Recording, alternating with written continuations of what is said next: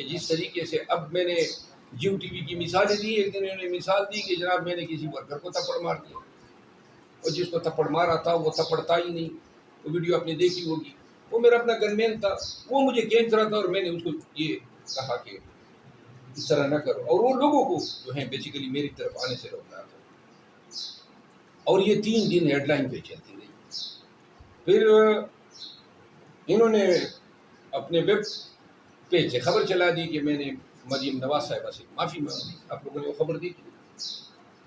اس طرح کی جھوٹی خبریں, اور وہ پھر انہوں نے ویب پیج سے اتار دی, وہ خبر ڈیلیٹ کر دی. پھر میں ادھر گھر میں بیٹھا ہوتا تھا, سامنے ہی پٹی چل رہی ہوتی تھی کہ جناب یہ فلاں جگہ یہ ہوا. تو بھائی اللہ تم لوگوں کا بیڑا پار کرے, یہ صحافت ہے.